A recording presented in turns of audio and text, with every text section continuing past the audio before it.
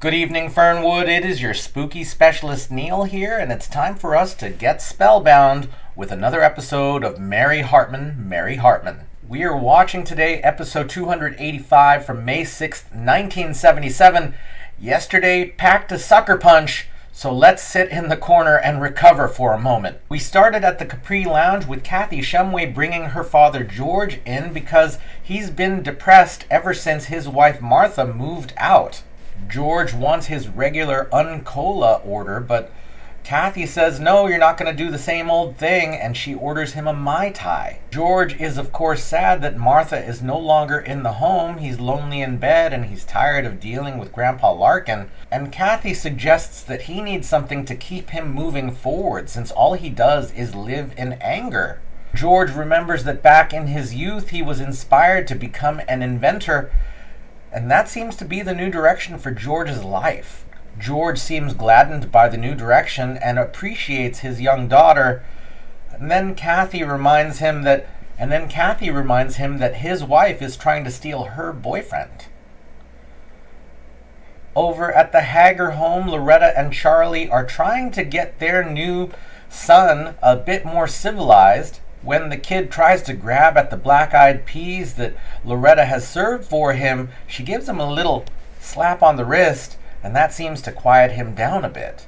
Loretta is really trying to get the kid to use a spoon so that he can eat a civilized meal, but the child really wants nothing to do with the metal implement. Then Mary Hartman shows up with a clothing donation so that the kid won't run around half naked all the time, and hopes that they come up with a name for the kid because she doesn't want the child to end up another John Doe. However, at the mention of the name Johnny Doe, the child perks up for the first time to a verbal cue, and that seems to be the name of the kid, Johnny Doe or JD Haggers.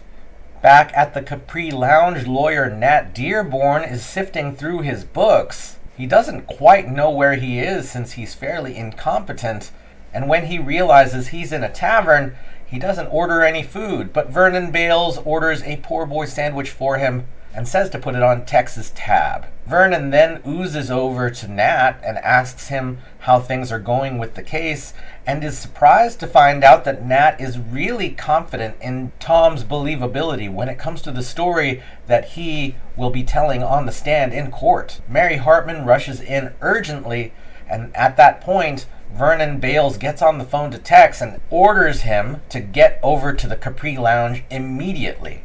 Kathy and George join Mary and Nat at the table because they're all eager to find out what Tom's got in store, and essentially Nat just believes Tom based on his emotional state that he's angry, and angry people are generally innocent. At that point, there is a big explosion in the Capri Lounge as Tex drives in on his new police vehicle.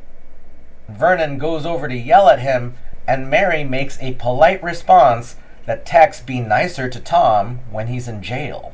And then finally, in the jail cell, Tom is languishing still as Wanda comes to visit. She has brought some novels over in the hopes of inspiring Tom to some level of hope, but Tom just has anger and rage at being locked up for a crime he didn't commit. Wanda wants him just to sit down and keep calm, but he just paces and punches the wall, and after that he's hurt enough that he does sit down right next to Wanda, who then begins to comfort him, and as Tom turns to face her, his lips and her lips meet, and they kiss for a moment, and Tom backs away and questions what's going on.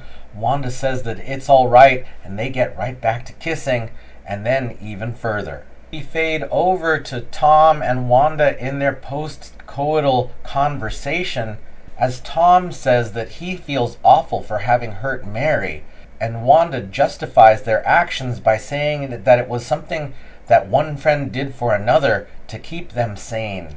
As Wanda leaves, Tom asks if this act of sex meant anything between them, and while she locks the door, she says, "I don't think so, maybe, I don't know." So we already have some big events this week that maybe need to be discussed in context, but before that, let's see if there are any new developments in this Friday episode.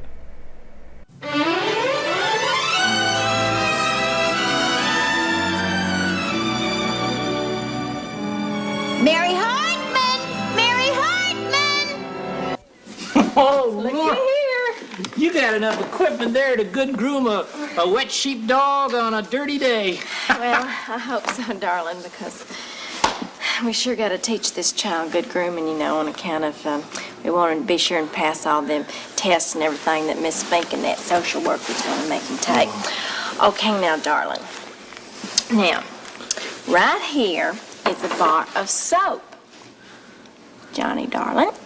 And this is what's going to clean your body up. And when you use it, it makes you real clean, which I'm sure clean is real high on the list of Miss Finken's essentials, don't you? All right, now see here, look here. It lathers up like this. This is lathering when it gets all bubbly and everything and just suds up. And see, look, remember how we washed your little hands? Look, let's get them a little bit wet. Look here. See, now that's soap, and that's how you use it, okay? Doesn't that look like fun? And you put it on your face and everything. And this over here, this little See, contraption right there. Now this, Woo. Johnny Doe, this here is a hairbrush. And that's what you use to brush your hair with, see? Oh, like this. Charlie. You brush your hair. Darling, maybe I better show him how to do that on account you don't have all the proper equipment and everything to show him that. No offense, darling, you know, for proper demonstration. Look here, darling. See, why don't you try the toothbrush? Here. Oh, okay. All Look right. here, darling. See, brushing hair. Brush your little hair. Now, See? now this thing See here, the difference? this I brush thing, my hair, you brush your you call this a toothbrush plus toothpaste. See? Toothbrush plus toothpaste. Paste. This is what you use to keep your teeth clean. See? Only you got to do it proper. Up and down. Like this. Up and down. Up and down. Oh, no, darling. you don't think No, you honey, like to eat it. no. No. Oh, No. my gosh. Oh, Lord, don't Oh. put soap in your mouth. Don't. Honey, here, you're look, gonna- rinse it out. Rinse your mouth out. Oh, darling. No, honey. Hey, honey, grab it. Oh, Charlie. Well, I would say offhand that our first attempt at good grooming is not what we in show business call a smash success. Honey. Honey, it's just going to take time for him to learn. I'll fetch him just a minute. Charlie! Charlie, he's took off. The back window's open and he's gone. Oh, Lord. Check back out here. Hang on, honey. Oh, Miss Finken. Oh, honey, it's Miss Finken, the social worker. I've come from... Good Lord, you've got rabies. Oh. Oh, no. I was just brushing my teeth when I heard you knock. Oh, I didn't knock. Hi, Miss Finken. Come on in. So nice to see you. We was just giving our new precious boy child a lesson on good grooming, you know, on account of he didn't get much chance to learn that cleanliness is right next to godliness, you know, being out there in the forest with Bigfoot and all. Oh, I'm glad to hear that. Where is the boy? He's, He's outside upstairs playing. sleeping.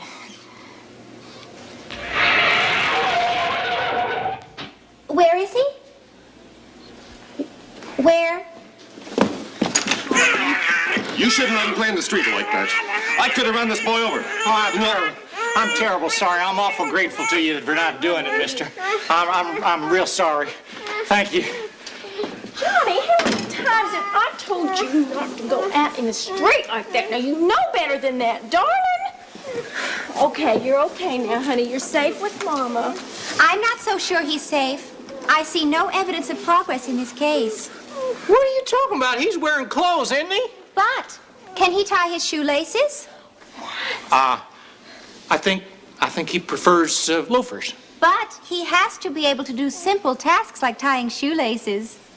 Carmen, any little lady, the boy survived in the wilderness with Bigfoot, didn't he? Now that seems to me like more of an accomplishment than tying your shoelaces. Oh, I'll grant you he has an unusual background, but it is entirely possible that the boy is retarded. Retarded? Retarded? Miss Finken, that boy is as smart as any of us. It's just a different kind of smart, that's all. Right. I can see you love the boy, but sometimes love blinds us to what is best. Now, what have you got in mind for him? Some kind of a institute or something? Please, Mr. and Mrs. Haggers, Think about what's best for the boy while it's still your decision to make. Good day. I don't understand that woman, Charlie. What's she doing, saying that we love the boy too much for his own good? I don't know, sweetheart, but I sure don't like what she has in mind for him. Oh, we love our boy real fierce. Though they say he's a retarded child. But our baby boy ain't stupid. What he only is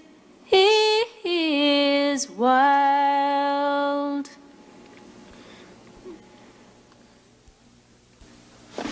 Mary, come on.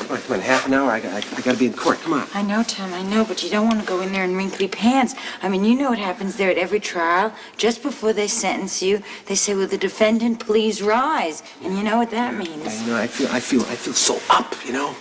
For a while, I'm gonna go in that courtroom and I'm gonna tell the whole world who killed Dewey. I mean, then I'm gonna be free. Do you miss making love to me as much as I have? Honey, look, not now, okay? I know we got a lot to talk about, but not right now, okay? Huh? Why not? Well, because I just want us to feel good, and if I start talking, I might say some things I don't want to say, you know. You mean about making love? No, about Dennis Foley. Tom, why do you do this to yourself? I mean, Dennis Foley has nothing to do with us. I mean, we have nothing to do with him, and he has nothing to do with us. You mean ever? I mean, ever. Except by accident. I mean, it's like, that night we accidentally met at the Capri Lounge. Or, when he was accidentally, over at the house or something like that. He likes you a lot, Tom. I mean, really a lot. I mean, he's very concerned about you. When he's on duty, I get calls all the time from him where he lets me know how you are. Mm-hmm. Mary, look, you're burning my pants. Oh, my God. I am so sorry. I'm sorry, sweetheart. Well, it doesn't matter anyway. It's a court hearing. It's not a beauty contest.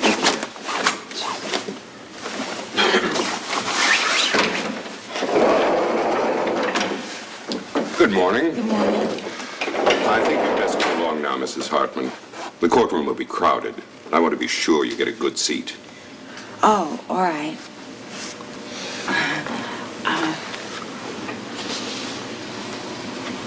I'll see you in court. Oh, excuse me. I just want to tell you, usually I said I'll see you in court. It usually means I'll sue you in court. But what I meant was I really did mean that I will see you in court. But...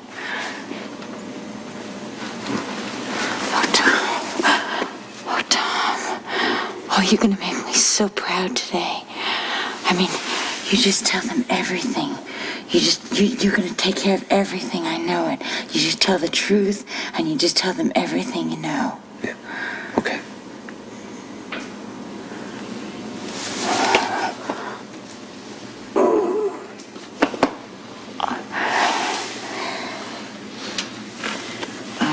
Vernon, could I ask you a question?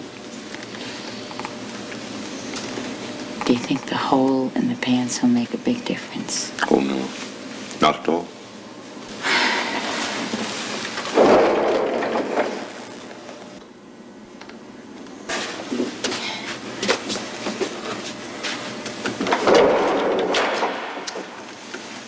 Tom, today's the day. Yep, that's right. Thought about what you're going to say in court? You gotta be kidding, huh? It's like a movie that's been playing over and over in my head. Every last detail of that night, I remember it's all right here. When I get in that courtroom, I'm gonna put on a show that'll make your head spin. What do you think about that, Texas? You in the mood for a show? Oh, hell yeah, Vern. Oh, shut up, you idiot. Tom, I'd like to remind you of something. Movies aren't real. Now, I wouldn't want you to embarrass yourself, not to mention perjure yourself by making up stories in court. Yeah, let me tell you something, Vernon. My imagination doesn't have to work overtime to make up this story, believe me. I wonder if your imagination is good enough to imagine this. Imagine Mary. And that kid, what's her name? What are you talking about? What are you talking about, Heather and Mary? What? What about them? Well, a man with imagination would know what could happen to his wife and child if he talked too much. Oh, no. Well, you underestimated yourself, Tom. You do have an imagination. I can tell. You're using it right now. Hey, you're buffing. Come on, you're buffing. You wouldn't dare do that. Now that is a coincidence. You know, them is the very same words that Howie Freeze said just before he stopped talking permanent. Well, boy, you think about it. We'll be waiting to hear what you have to say in court to the judge. We'll be waiting with great interest.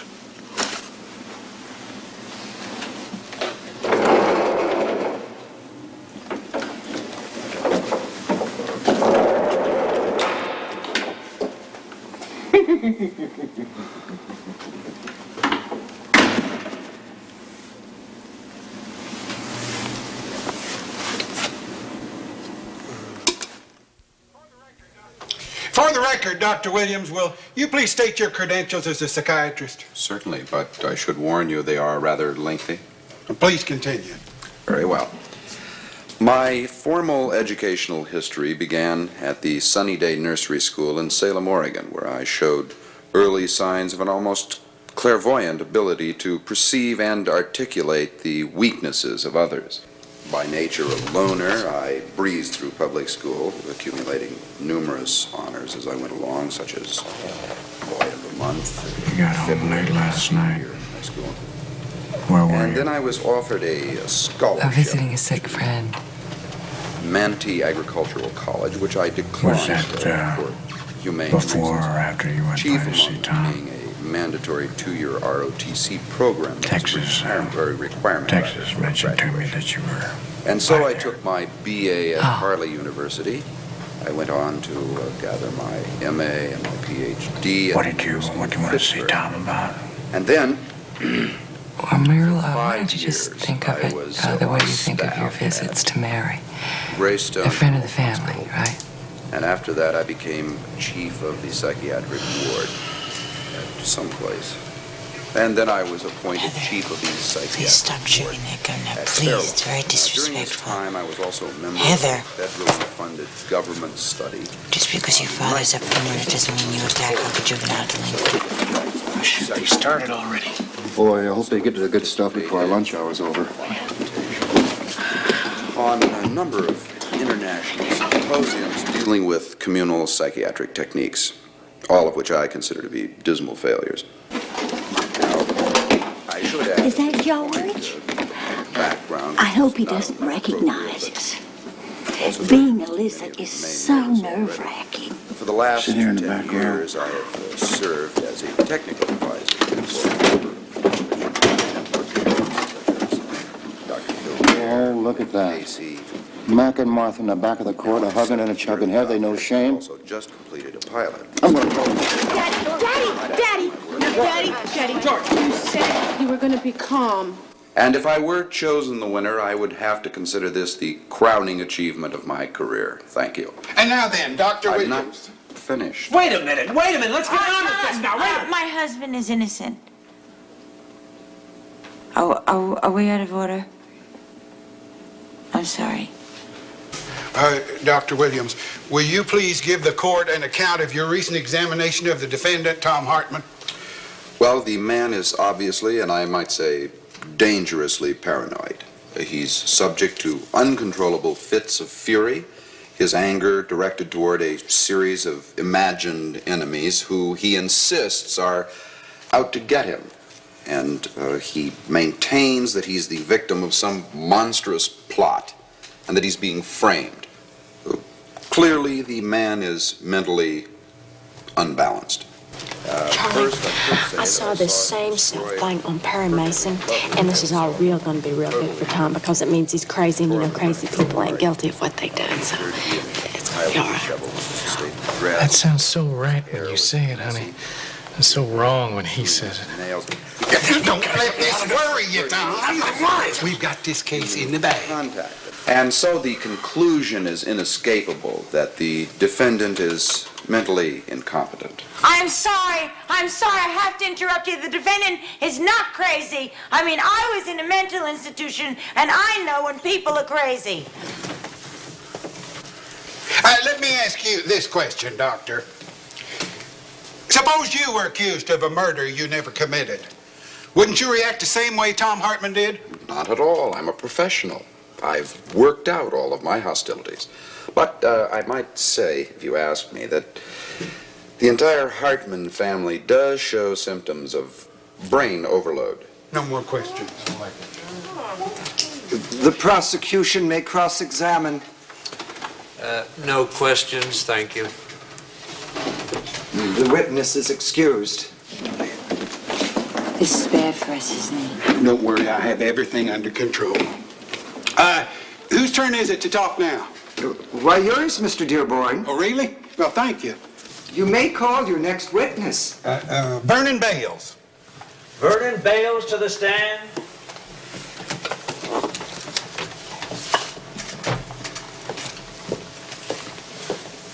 This is where they swear him in. You swear the testimony you're about to give the truth? Now, you're not going to do anything foolish, are you? I do. State your name. Vernon Bales. Be seated. Mr. Bales, may I ask you a question or two? Yes, indeed. I appreciate it. You're a leader in your community and an executive at the auto assembly plant, and I believe you have information concerning the death of the victim known as Dewey. I do. I know everything. Well, what can you tell us? I am a personal friend of Tom Hartman and very much concerned for him. A concern I have already shown by hiring the finest lawyer in Fernwood to defend him. Oh, stop it now. You have me blushing. Therefore, I feel that I am morally obliged to take the fifth. Are you guilty of something? Well, hardly. No, sir, not at all. Oh, well, in that case, you must respond to Mr. Dearborn's question. What? Do you mean that I must tell how Tom Hartman, a sincere, devoted family man, swore that he would kill the man who almost killed his wife? Must I tell you that? Oh, please say I don't have to. Does he? It only seems fair. Please proceed. I find this very painful. And do I have to tell you how my friend Tom Hartman came roaring and cursing into the clearing near Dewey's house, reeking of liquor? Can't he omit that? I don't think so. I am agonized. And must I tell you how Tom Hartman ran toward Dewey's house with a flaming torch and swore that he would burn Dewey alive? Yes, you do. Oh. I really think we're doing very well. Are we still winning? No more questions, Your Honor. The state Once your may husband gets on the cross-examine. stand, we're home free. No questions, thank you. You may step down. Thank you. Call your next witness, Mr. Dearborn. I'd like to call the defendant, Mr. Tom Hartman, to the stand. Tom Hartman to the stand. I don't want to, but I love you. Just go up there and make that judge believe you. You've got to do it. Tom Hartman to the stand. Order! Raise your right hand. Do you swear the testimony you're about to give is the truth, the whole truth, nothing but the truth, so help you God?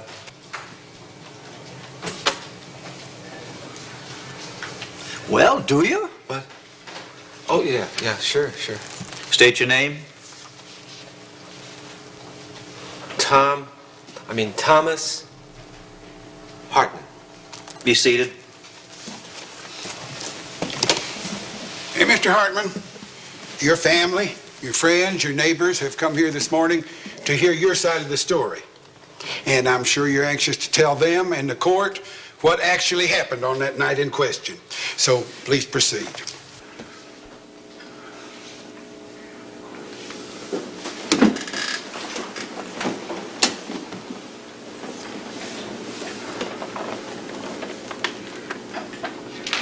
Come on, man, this is it. This is the chance you've been waiting for.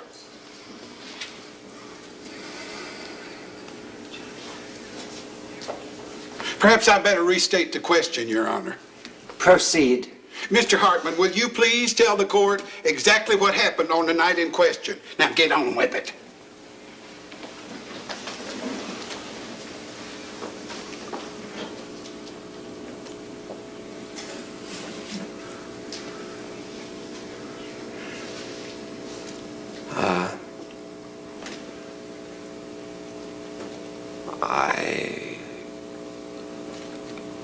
I don't remember. I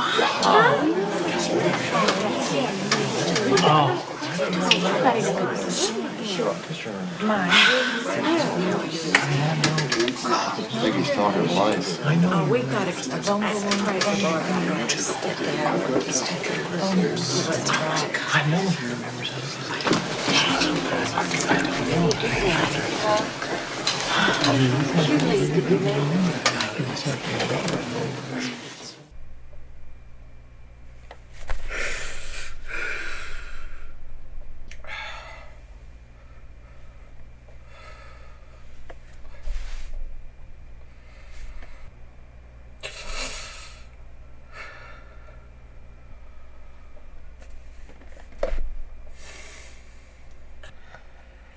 I really didn't expect this event to affect me so much.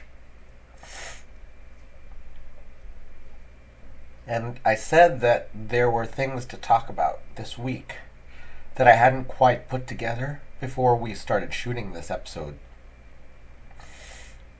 And we will get to that, because it's kind of part of what's hitting me so hard. But before that, just to give me some time to collect my feelings, let's go back to the start of the episode, which is Charlie, Loretta, and JD getting more civilized. And I was so excited and surprised to see JD wearing actual clothes. I mean, yes, the leather sweater is clothing, but it really felt like uncomfortably that he was wearing that and some underwear, and that mostly because you can't show a naked kid on TV. Not that I want to see that, but it was really pretty uncomfortable for a while.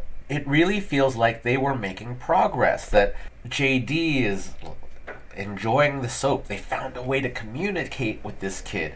JD was curious about the toothbrush and toothpaste, or at least curious enough about the toothpaste to just squeeze it into his mouth, which was a bad idea. And then with the soap, soap doesn't typically taste good unless you like eating flowers or whatever. JD runs into the other room, and as I feared, he jumped out the window and got out into the yard and the street at the time that Ms. Finken comes over to check in. Charlie and Loretta are covering that they just at that moment had a bit of an escape, which, kids can be outside, But then there's nearly a car accident. I'm glad it was only nearly a car accident, not an actual accident. And JD is brought inside by an irate driver. Ms. Finken suggests that JD has what we would call today intellectually disabled. And even earlier this week, I think when we first saw Miss Finken, I felt like the wild child's story was Loretta and Charlie having a child with special needs, which I feel like that's a resonant story. And I will, of course, forgive this show for using language that was of the norm at the time. Like, that was the word that was used at that point, and we get to discuss it now, because that's a longer conversation. We know that that's a word that is hurtful when used. I don't believe it was intended to hurt anyone in this show, because as I mentioned just a moment ago, that was normal at that point. But in this case, we have the story of Loretta and Charlie dealing with their special needs child. And at this point, what they have done, and it really feels to me like what Loretta and Charlie have done with JD, once they've started figuring out like how to communicate with this child, it's big progress, but it's not recognized as such by Ms. Finken, and still they're at risk of having the child taken away from them. That's the point of the scene, right?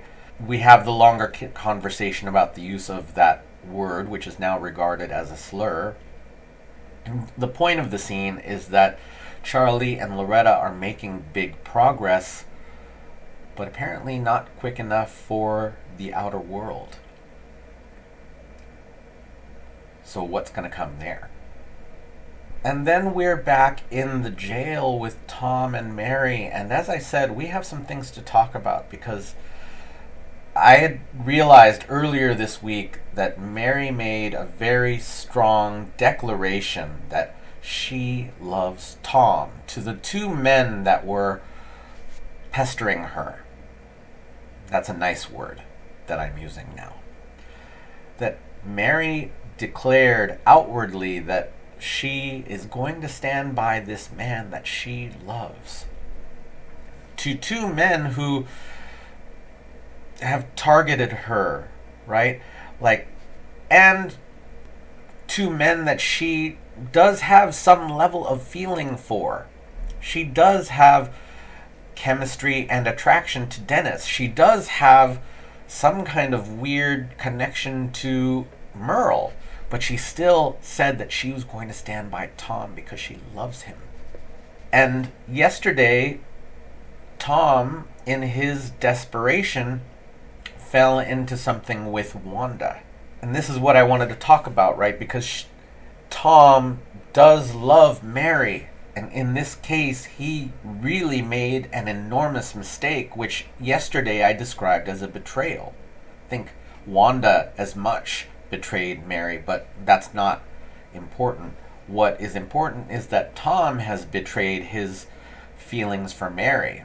Here in this scene, Mary is taking care of Tom, who wants to avoid talking about what happened with Wanda the night before. And in his misguided sense of needing to defend himself, my interpretation, you can take your own read of what he is doing here, but he uses Dennis. He invokes the name of Dennis, who Mary, we know, has clearly told off.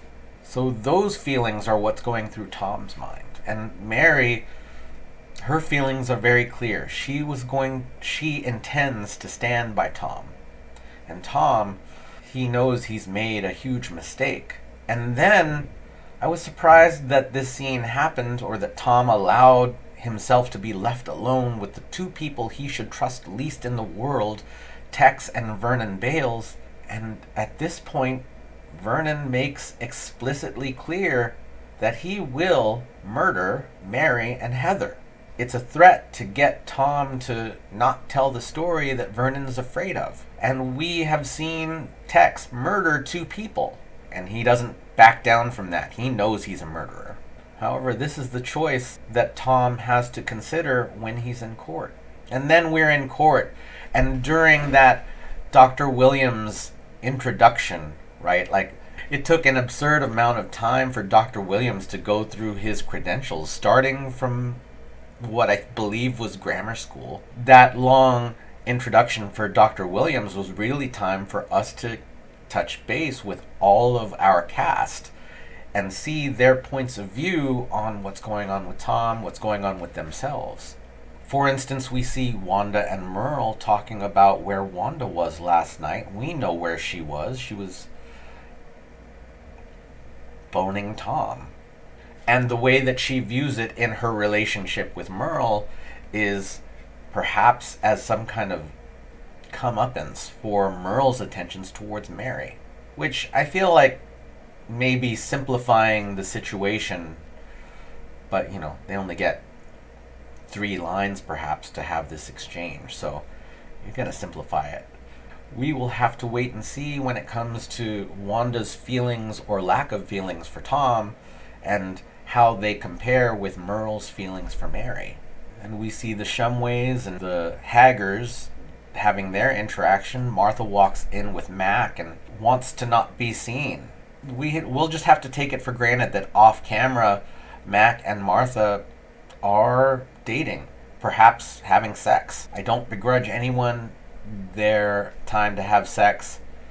I do feel like George's feelings, George only knows how to access his rage, but I feel like he is hurt by it. Again, these short snippets are just for us to keep in touch on a Friday with what's been going on all week. Then we cut back to Nat Dearborn, who brings up Vernon Bales, and Vernon, he uses his greasy tactics to tell the story that he wants to tell, i.e. lie, to the court about what happened that day. He mixes in things that Tom actually said at the start of this lie. Tom did actually say that he wanted to kill the person who nearly murdered George and Mary, and did kill Howie Freeze, though his name wasn't invoked in the trial. Tom did make that threat, though it wasn't a direct threat to Dewey, and at which point, again, Vernon is making it sound like he doesn't want to be saying these things, but everything he says is completely invented after this point. Tom, we know, didn't run up to Dewey's shack with a torch and burn it down. We know that Tom ran to that shack to try to stop it. We know that Vernon was the one who planted alcohol, who poured alcohol on Tom so he would reek of liquor. So we know that it's a lie, and as far as we can tell, the court believes that. And then Nat brings Tom Hartman up to the stand, and this is the crux of things. At this point, Tom sees Dennis walk in, and something that occurred to me at that moment is that Tom has an honest jealousy of Dennis, which we know that Mary hasn't allowed Dennis in, right? We know that Mary has put up a wall against Dennis. I wouldn't have been surprised if Tom saw that as his opportunity to get revenge on Mary. As unjustified as it was, I could see a person feeling that way. However, Tom looks out to the room and sees his friends and family and sees his enemies. And we know exactly what's in store for Mary and Heather if Tom says the truth, I guess. Because I wonder if Tom had said the truth. I mentioned several days ago that when Dr. Williams talked to Tom, he didn't investigate any of Tom's assertions and immediately assumed that Tom was completely delusional. And I mentioned that that is not good practice. I also now am considering that if Tom were to say these things out loud and they were actually investigated, that sadly the person in charge of the investigation would be the chief of police. Not the person doing the actual investigation, but that Tex actually has power over whether an investigation can be fully executed. Tom is pretty stuck at this point. With all of these feelings that Tom has going on, this is the thing that really got me. All of the feelings that Tom has going on, his hatred for Vernon and Tex, and his jealousy of Dennis and Merle, and his love for Mary and Heather, and his guilt for having betrayed Mary again. That in this case, it really seems like Tom is sacrificing his own personal health, safety, and sanity to preserve the lives of his wife and daughter. It comes across to me as selfless.